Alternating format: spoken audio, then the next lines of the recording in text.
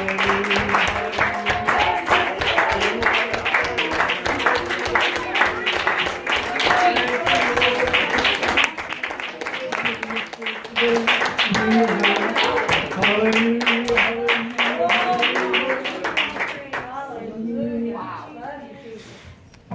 guys can be seated if you'd like. It's an honor to be in the house of the Lord today. Amen. Anytime the doors are open and the chance you have to be in the house of the Lord, it's good to take that opportunity because you don't know when you'll have it. That's again. right. This is where we get our strength and encouragement. Not just at church, but at home. We need to find a place of prayer and get our encouragement and strength. It's easy to get caught up and start your day off wrong sometimes, but I'm glad that we serve a God that is just and faithful. Forgive us when we slip up sometimes. But I'm going to turn to the book of Nehemiah.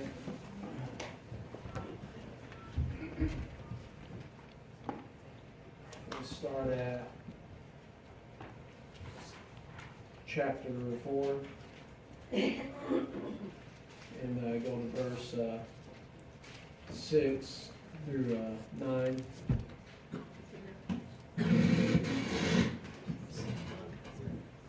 It says, "So built we the wall, and all the wall was joined together unto the half thereof, for the people had a mind to work. But it came to pass that when Sanballat and Tobiah and the Arabians and the Amorites and the Ashdodites heard that the walls of Jerusalem were made up and that the breaches began to be stopped, then they were very wroth and conspired all of them together to come and to fight against Jerusalem and to hinder it. And verse 9 says, "Nevertheless, we made our prayer unto our God and set a watch against them day and night because of them." You guys can be seated if you'd like. If I was going to title this message, I would title it "Nevertheless," because it said, in verse 9 it went on to say, "Nevertheless, no matter of what they were facing with the enemy was trying to hinder them from doing the work of the Lord, hinder them from building that wall. And regardless of what the enemy was trying to do, they are still focusing on Jesus. And I know sometimes when we come to church, it's hard to get our minds focused on Jesus, and the enemy wants to come in to our minds and hinder us from being focused on Him. And if we would just have that mindset that they had, Come on. That say, "Nevertheless, I'm going to praise Him. No matter what the enemy tries to stop me, I'm going to praise Him." Amen. I thank the Lord for His guidance in our walks with Him. If we try to go into anything without seeking Him first, the enemy will have a hold on us because we didn't seek the Lord first. We didn't get our minds right. We didn't have our minds focused on Him. You can never do anything successful for the Lord without first having a prayer life to get your mindset right. If you don't have the mind of God, you can't be the person that He wants you to be for Him, for His kingdom. He wants to use everybody for His kingdom. But if you let the enemy come into your mind and say, "You can't do this, you can't do that," you're going to have that mindset because you didn't first seek the Lord when you started your day. It's easy to be distracted because the enemy, that's what the enemy wants. Like Brother Arnold was talking at church camp, when you start to pray, one of the first things you feel is fear, because that's all the enemy's full of, is fear. He don't want you being successful in your walk with God. He don't want to see making have a church here, that He don't want to see us reach the surrounding community, the surrounding areas. He's going to try His very best to stop what the Lord has already ordained and what the Lord wants done in Macon and the surrounding areas. I just was reading in verse 13 there. It said, therefore, this is in Nehemiah, it said, therefore said I in the lower places behind the wall, and on the higher places I even set the people after their families with their swords, their spears, and their bows. And I looked and rose up and said unto the nobles and to the rulers and to the rest of the people, be not ye afraid of them. Remember the Lord, which is great and terrible, and fight for your brethren, your sons and your daughters, your wives and your houses.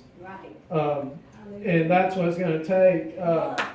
Sometimes, well, I know recently as a church we've been facing certain circumstances, and we're tired of the enemy coming against our houses, our wives, our sons, our daughters, our brethren. We need to stand behind each other. Amen.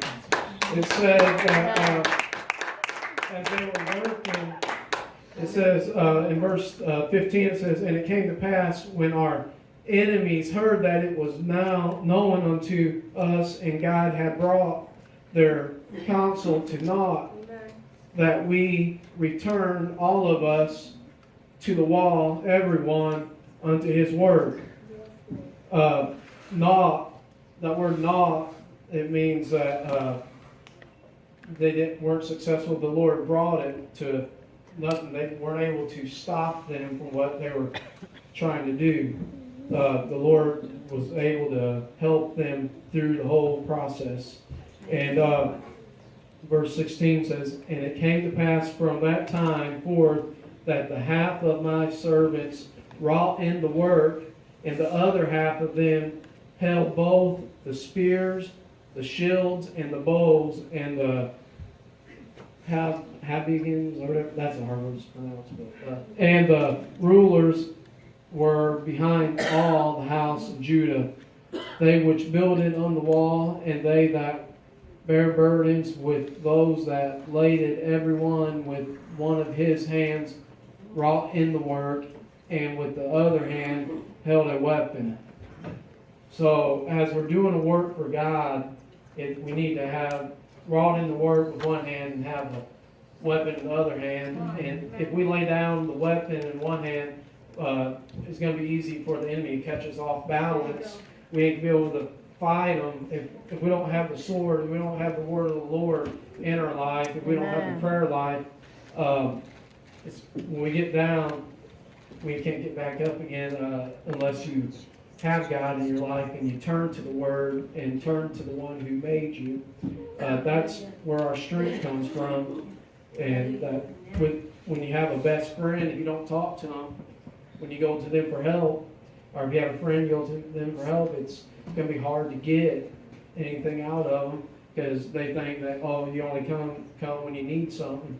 When you come to the Lord, I think it's important that when we come to the Lord, that we don't start a prayer out asking Him for anything.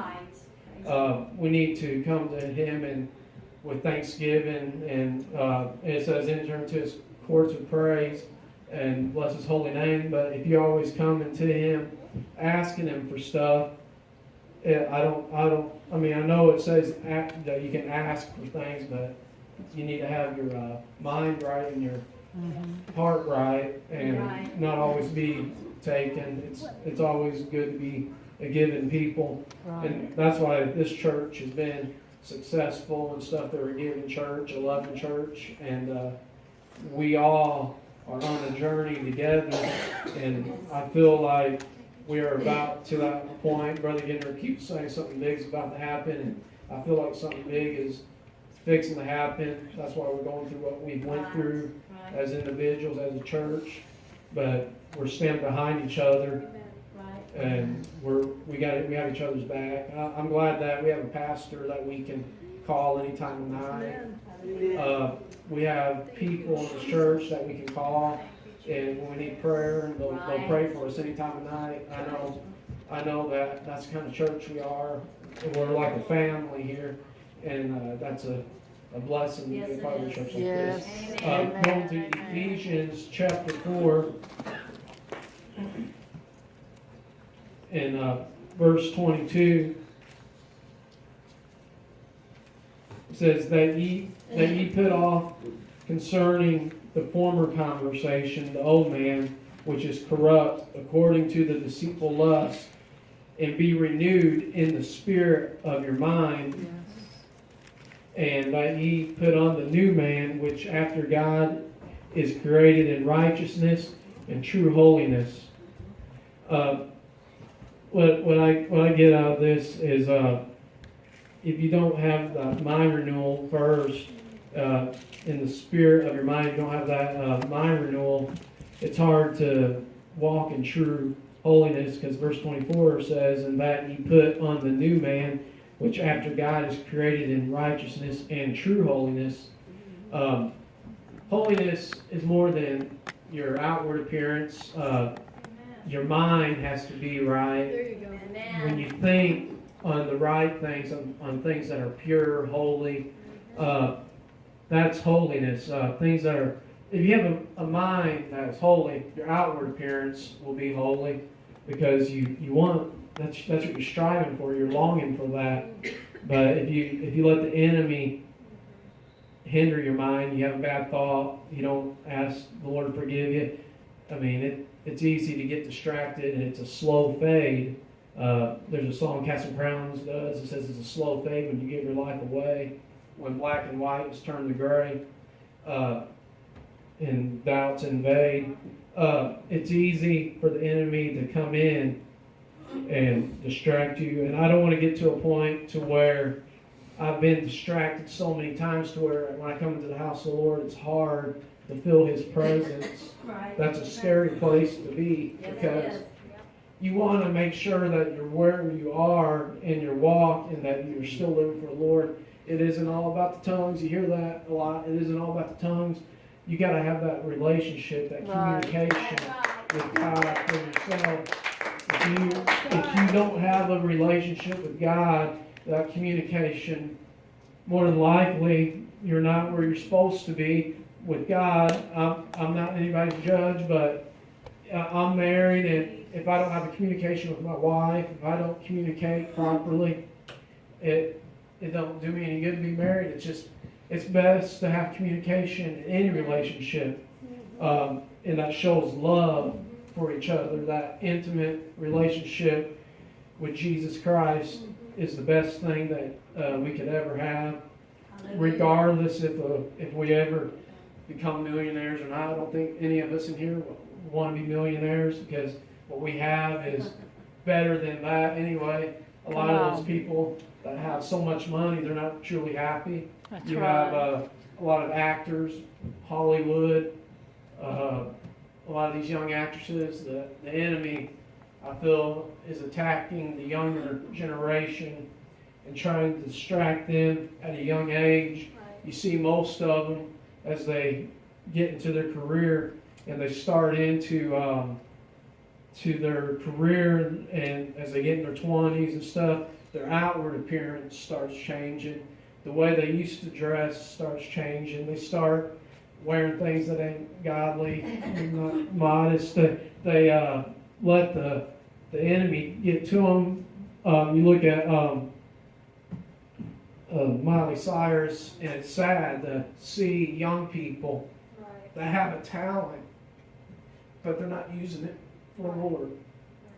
And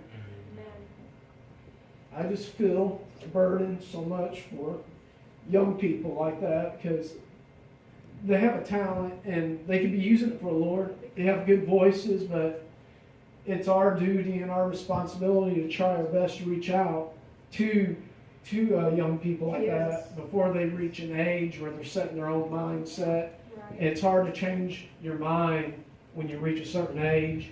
you start reaching that age where you're trying to be rebellious and stuff, and it's hard to change a person's mind when they're set in their ways.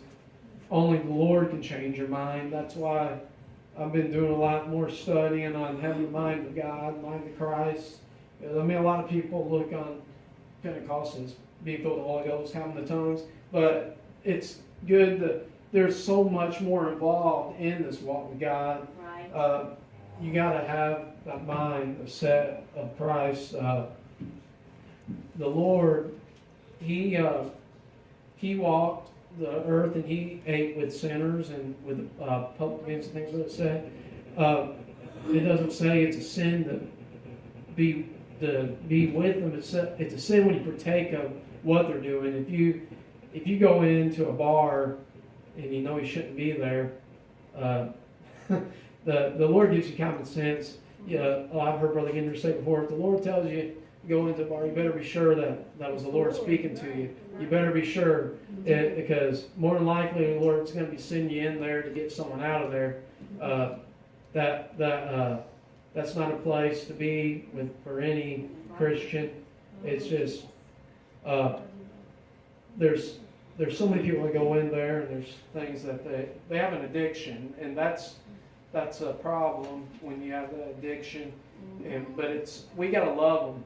We can very easily hurt someone. We're trying to witness to them if we tell them they're going to hell because they have this problem. You got to love someone. You got to love them first. Yes. Build a relationship with them. Yes.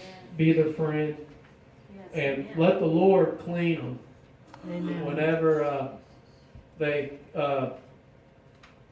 when the Lord had fishermen come in, when they cast their nets out, they got these fish. The Lord is the best person to be fishing for. I mean, you see a lot of people out there. I love fishing growing up. Me and my dad, we'd go fishing, and we loved going fishing. It was good family time. It's good to have family time, but I love being able to be a soul winner for God and let the Lord do the cleaning. That's right. That's right. I don't want to hurt anybody in my walk with God, because one little mistake and you ruin your whole witness. That's true. It's true. You got to know when to stop. It's like my dad was saying with my uncle Roger, being sensitive to the Holy Ghost, knowing when to stop is important. I mean, it's easy to want to keep talking to him, but That's right. you got to take baby steps. You don't want to choke people. Right. Right. Uh, Let's see, 2 Corinthians chapter 10.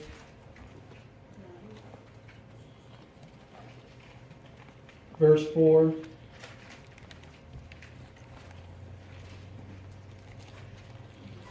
For the weapons of our warfare are not carnal, but mightily through God to the pulling down of strongholds, casting down imaginations and every high thing that exalteth itself against the knowledge of God, and bringing into captivity every thought to the obedience of Christ. That verse there, verse 5, I really started reading that a lot this week, and it really ministered to me with when I talk about casting down imaginations. I mean, that's your mind. It's about imaginations and every high thing that exalteth itself. The flesh, the mind, when you have imaginations, that ain't right, that it's exalting itself. But when you cast down those imaginations against the knowledge of God, and bringing into captivity every thought to the obedience. You need to have your thoughts under the obedience of God. Amen. The Lord needs to have control of every thought, and that's what that verse is saying. Let the Lord have captivity of it, every thought to the obedience of Christ. I just long for a deep relationship with God. I know all of us do, and I'm excited about Yes. all the young people up here, what the Lord has in store for them. Amen. Even Ian,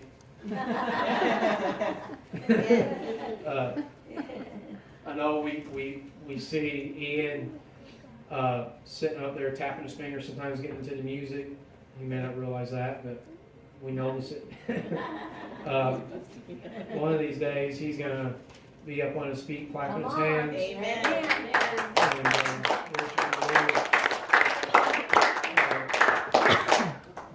And all these young people, one of these days, are going to be Come on. praising up here together. Come on, amen.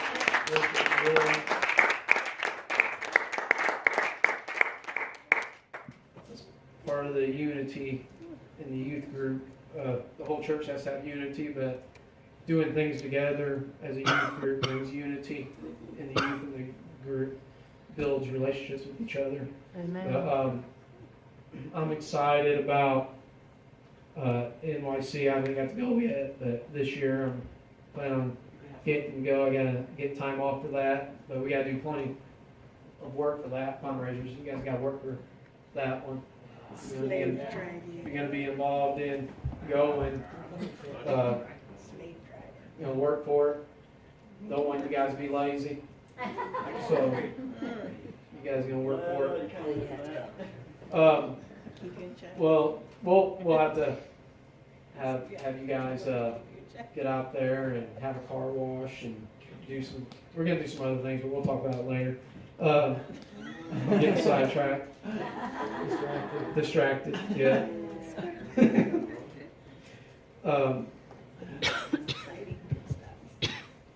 That's pretty much all I had. I just wanted to really speak today about the mind and working together as a church and having each other's back. But if anybody wants to come to the altar, as Sister Gar's plays piano, and the altars are open.